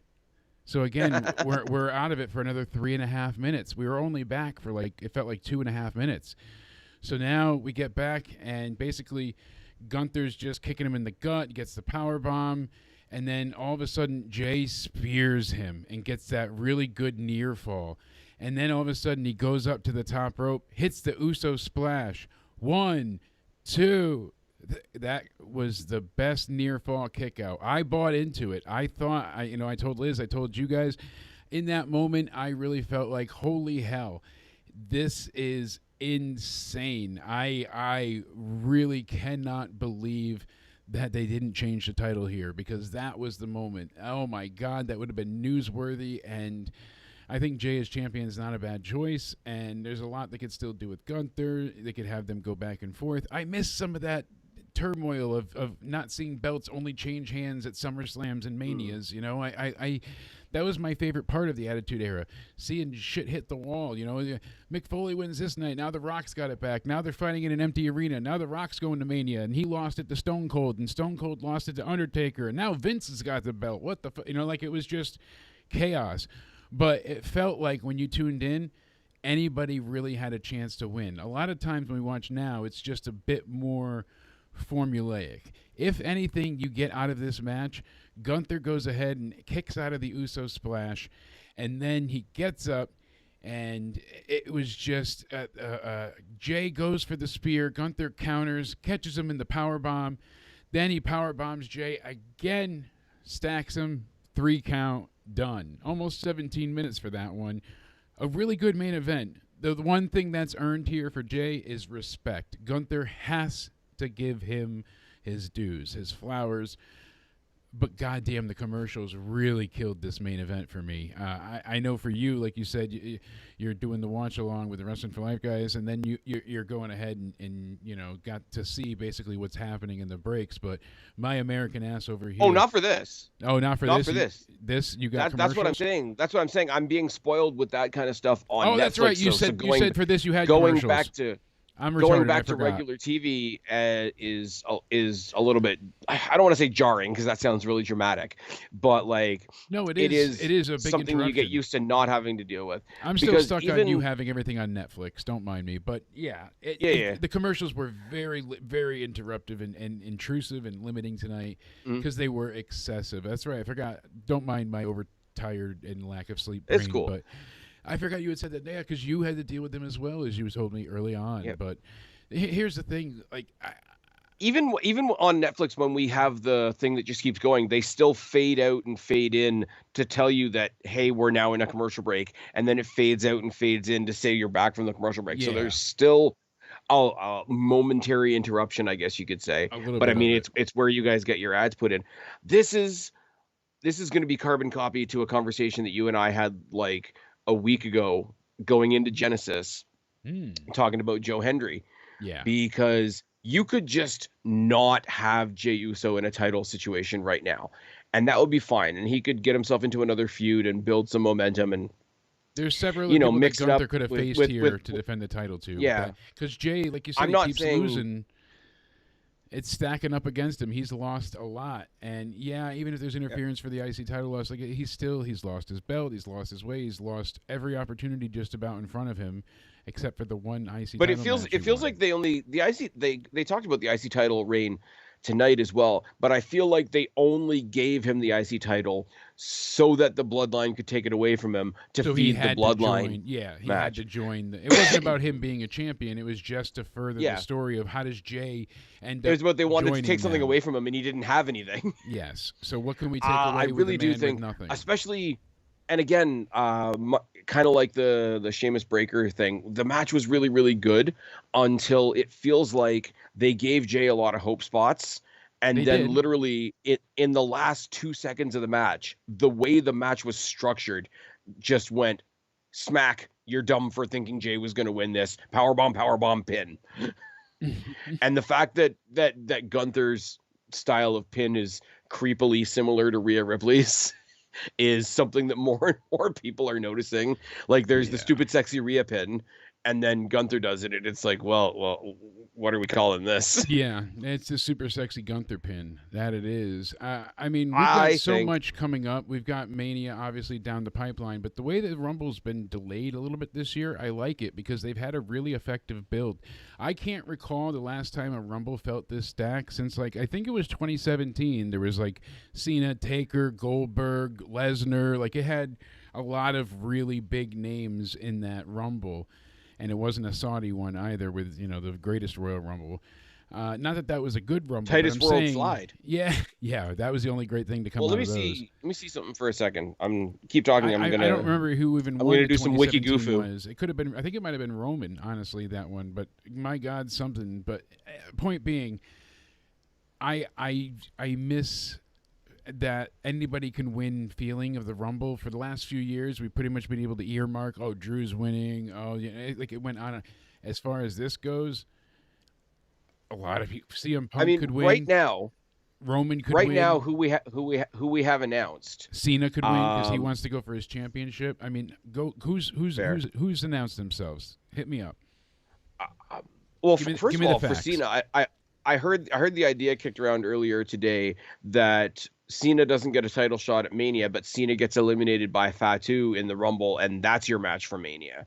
I don't mind that, No, I don't. I really don't mind that.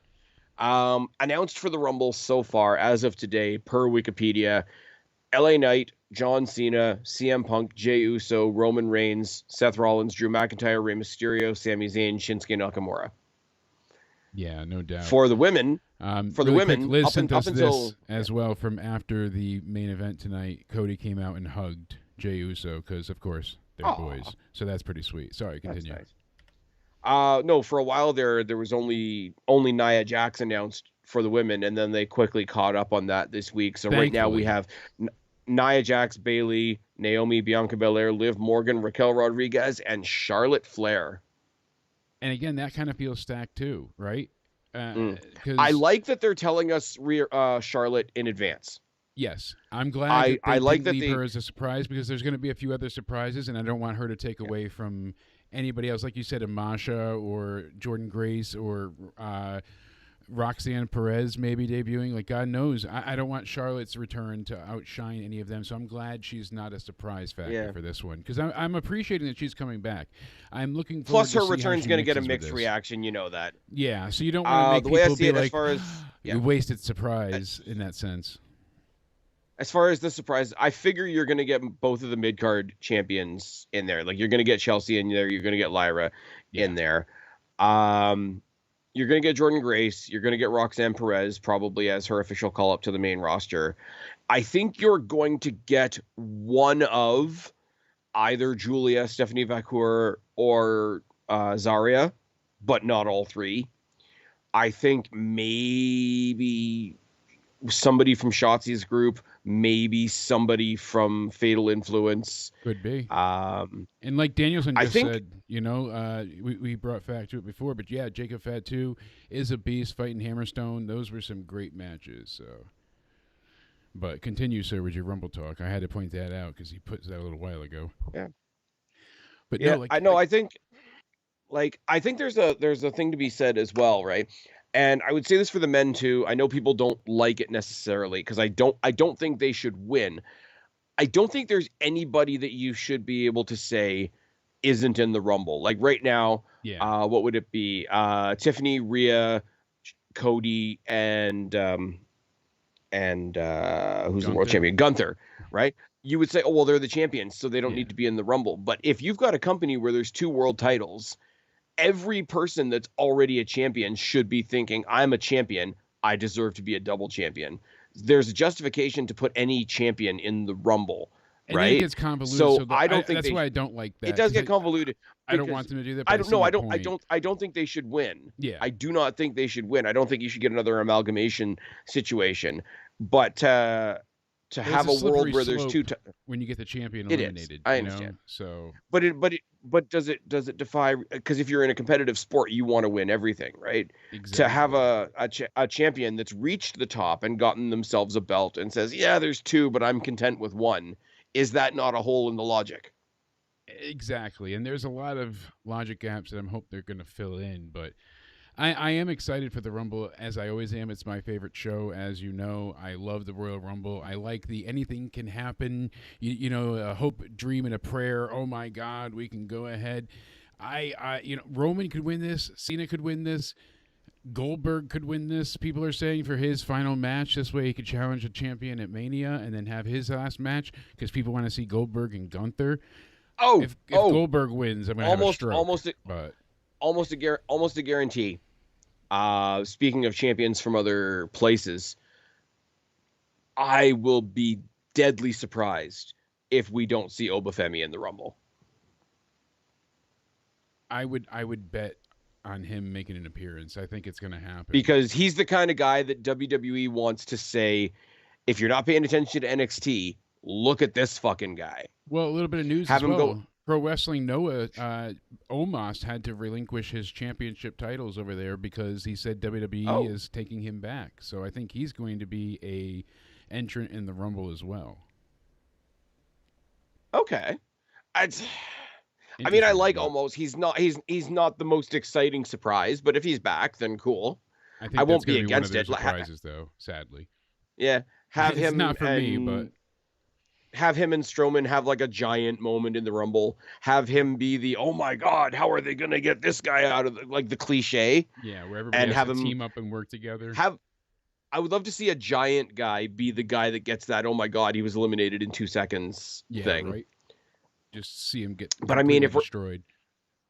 If we're going to have participation from TNA, which I really hope we do, then have Obafemi come down as representing NXT as their champion and have him come face to face with the still current reigning and defending X Division champion Moose. My dream person besides, I mean, realistically it's Joe Hendry, but my favorite answer, of course, is the one, the only Enzo Amore. If we heard that little, that Italian tremble, oh, my heart. Yeah. I don't think I could handle it. I would be too excited. I miss when him and Big Cass would come down. You remember when he was in the Rumble, Enzo? He came out and Lesnar just like fucked him up right away, knocked him right the hell out. It was great. Max Caster, but better. Yes, exactly. So good. They really tried to be the New Day there for a second, and they failed for a little horribly bit, because it's AEW. Anyway, just a little bit. I just feel bad because Tony Storm makes this big thing, and they do it on Collision tonight when no one's watching, knowing that everyone's eyes are on main event. Like, I feel bad for her making her big unveiling. Well, okay, but let's be real though. Like they're building to a match that on a pay-per-view that's not a pay-per-view that's going to be taped 10 hours in advance and then delayed by basketball that nobody's going to watch either. Exactly. So it's not even going to come on until after midnight Eastern time. I don't know why they just can't have. I'm not going to like instead of TNT. I was saying. Sense. How much can change in a week, right? Because you and I talked about this last week on State of Wrestling, and I was like, even though they're kind of jerking it around and not really telling us, the times and all that, I still do want to watch it. It'll be cool. It's them in a different place. And now, realistically, I'm going to watch the replay. I'm going to watch it for the Omega and Ospreay tag match, and then the rest of it can fuck off. Yeah, no kidding. Speaking of tag matches, though, what do you think? And I know we're going to do our proper preview next week.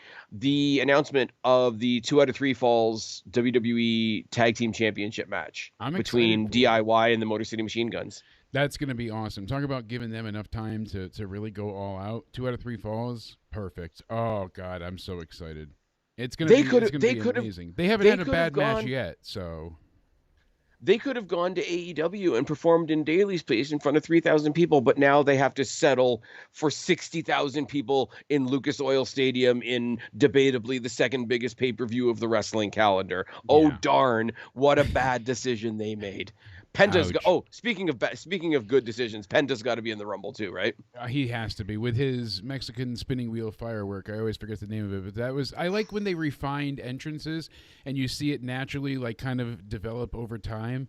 Like Cody, when he first came back, he had the Cody Vader, and they didn't have a stage that night after Mania, so they had to like put like a little mini staircase there, and he kind of just came out of the staircase. It was very bizarre, but they kind of edited over time. What if they get with their the smoke entrances mixed up and they're What if they get their entrances mixed up and he's coming up out of the Cody Vader and they lift him right into the pinwheel of fire? Yeah, just singe the shit out of him.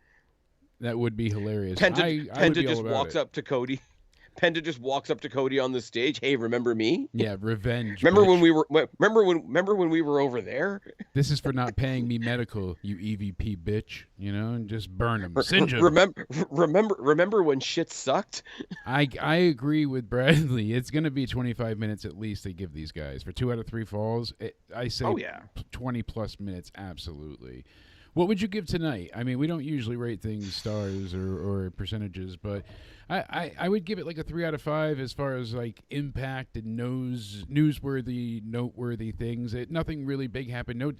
And not that you always need a title change, but we saw a title being crowned last time in the women's final with Chelsea Green becoming the U.S. champion. So I'm sorry, I'm not gonna let that count as a title change though. I'm not gonna say it went from Bacon to Chelsea Green. That's what I'm saying. They debuted a title, so now they kind of had this like, hey, do we make a title change be our thing, or is it like earmarked for fate to not have it be? And I was kind of hoping we got something tonight to really write home about. I'm going. I'd give it if I'm nice 3 out of 5. Yeah. If I'm nice, 6 out of 10. Yeah. So what we got was fun, but I didn't get really anything. They didn't promise us much, so it's mostly in my own head. But there was no real progress of anything. Jey Uso lost again. Sheamus lost again.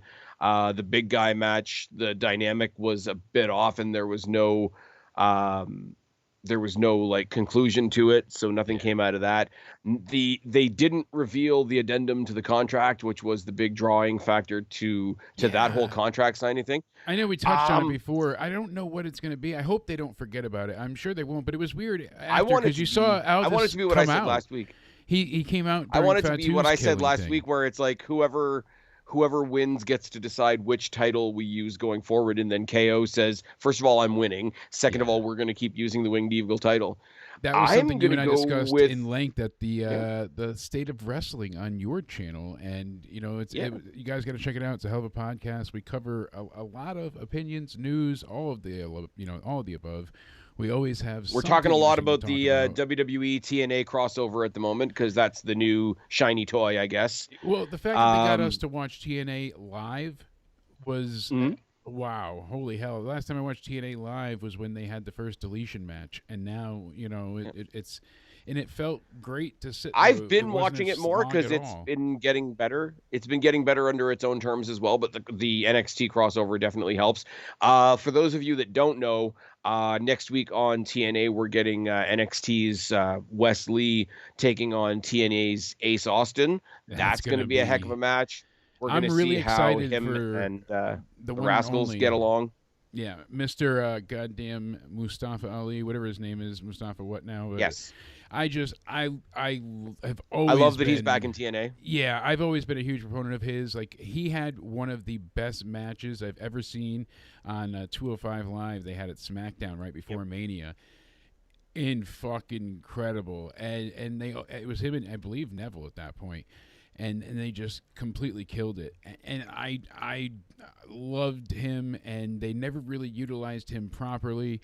I was hoping that he got to do a bit of the change gimmick that he had, but I like that he revitalized it and made the political gimmick. I like that in the current times we're living in, he's still sticking to the politician gimmick, and it suits I think that's really good. Well, especially with his background. I think you and I are really fair. Like, we pick on the AEW side of things a lot because they deserve it, but we call our balls and strikes with WWE as well. Absolutely. How do you continuously miss with a guy like Mustafa Ali? That being said, he came out last Thursday to announce that he's got his eyes on the TNA Championship, as does Mike Santana. So it looks like in the meantime, we're going to get an interim feud between those two, which is going to be fantastic. Frankie Kazarian still has his, choose your shot ability as well. Yeah. So. Yeah, call your shot gauntlet trophy. Yeah, so that and JBL's going to clothesline somebody. JBL's going to clothesline somebody probably. It's fine. I despise him, and I'm along for the ride. I'm not hating it anymore. I'm sorry, it's grown on me. I'm pissed off. I'm pissed off that they're not really telling us what his deal is, but I'm also kind of glad that something can piss me off storyline wise instead of in real life. Yeah.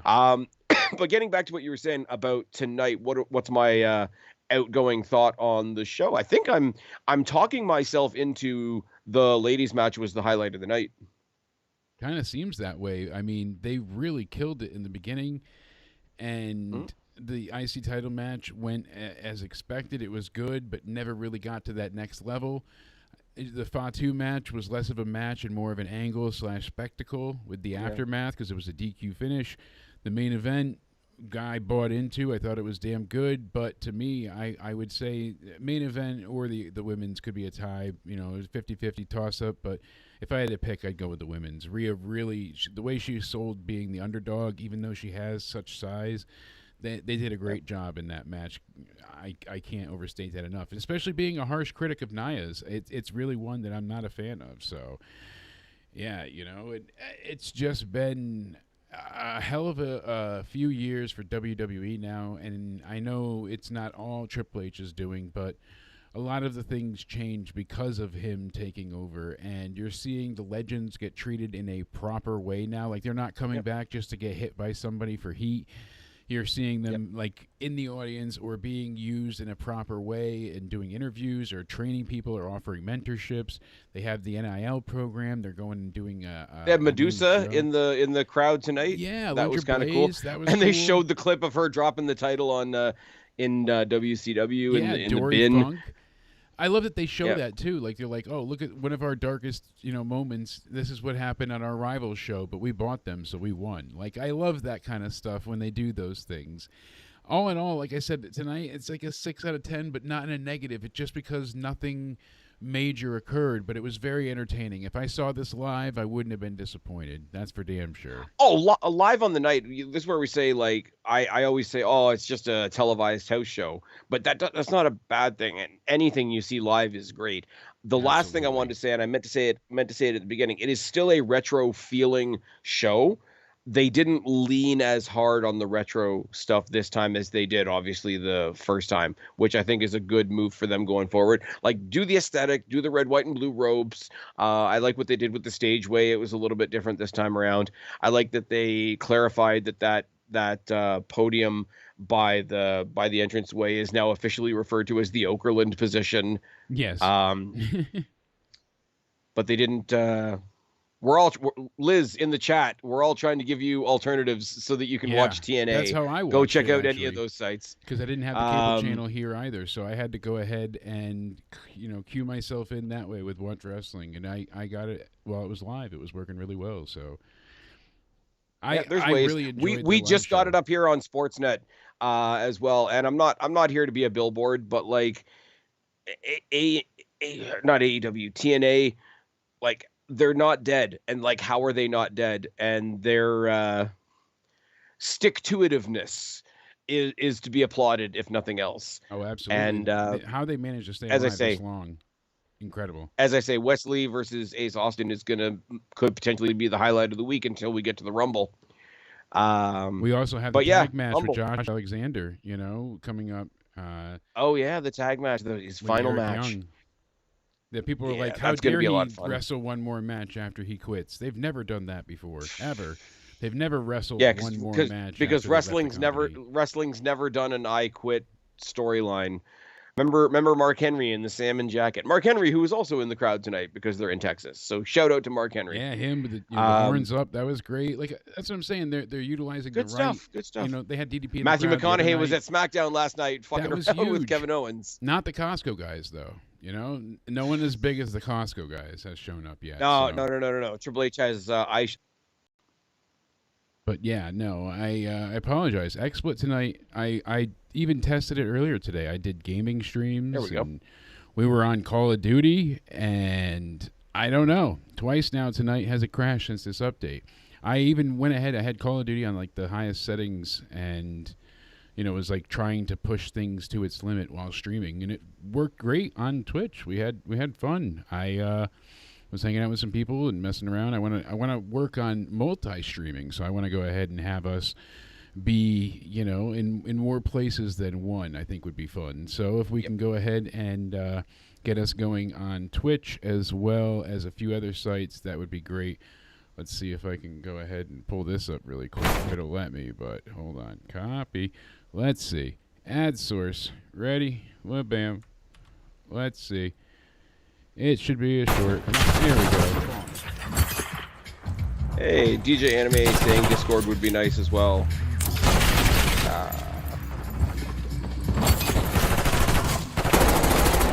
See, it worked great. I had my bong shot. That's literally the name of the gun. And you just pull out the pipe on it when you inspect it, and it smokes. Fucking take my money, Call of Duty. Nice. Even though I had built up COD points from years ago, take my money. Spaz, unfortunately, we got cut off. We had great momentum. But yes, Discord. We did have great momentum. With Mike and yours, Potatoes of PCs. Where can we find you in all your glory, my friend? You can find us over on my side. Look for Spaz Phoenix Podcast on YouTube. Look for Spaz Phoenix Podcast on Rumble. I would love to get some more people over on the Rumble side of things. Look for Spaz Phoenix Podcast on Spotify and iTunes. This week, there will not be a State of Wrestling. Jake and I are going to get together. We are going to preview the Rumble. I don't know whether you want to announce your raffle thing at that time as well, or if we'll talk about the Rumble Pick'em contest. We'll definitely have some more details there, of course. Also, the audio of these live streams ends up over on my feed as well, and then we'll be back in Jake's neck of the woods after the Rumble to tell you about all the Rumble things and the Rumble. Right. We'll be live for the Rumble. We'll be live for NXT coming up as well with their PLEs. We've got a lot of shows, and we'll be covering some NXTs on the road as well. So we will keep you all informed. You can NXT find me on in Twitter. Yes. Where are they going? I almost said San Antonio again, but that's no. where they were tonight. Center stage in Atlanta. Atlanta, that's where it was. Thank you. They were at San Antonio tonight. Worth mentioning, the next time, I think we mentioned this on my channel, I don't know if we mentioned it here, the next time TNA Impact is live, they will be emanating from, of all places, Full Sail. So we might do something. How cool is that? We might be doing something leading up to that as well. Yeah, I would like to cover that because them being live at Full Sail, they've got some plans. Apparently, they're having main roster talent show up at NXT as well soon. So Sweet. I'm all for it. Well, the transfer window, Indeed, so A-Town Down Under moved to Raw along with Bayley. The Wyatt Six, Damian Priest, and The Miz are all on SmackDown now. Who knows what else could happen? Yeah, because Raw Monday is in Atlanta. That's right, Liz. We're going to see Goldberg. Yes, indeed. It's going to be good. It's going to happen. Maybe we open up the transfer window. We might bring in some other needy talents like Malachi Black and Ricky Starks and Ray Phoenix. People were asking before, they're like, do you think we see Malachi Black? And unfortunately, I do not think we're going to get to see him because, unfortunately, it seems like his contract, the way it works, he has a non-compete clause, and it's not going to line up with the Rumble, but shortly after. So hopefully Aleister Black can return. Yeah, Liz, you're going to the Raw in Nashville next month, right before Mania, so you're going to have a blast at that. And then, of course, you're going to the Elimination Chamber. They put the chamber in the dome. In the dome. Going to be a great time. Spaz, as always, thank you for hanging out. Cheers, Everybody buddy. here, I appreciate you guys so much. Thank you for hanging with us and making it a great night. Go ahead and click the like button, subscribe, turn on alerts so you know when we go live.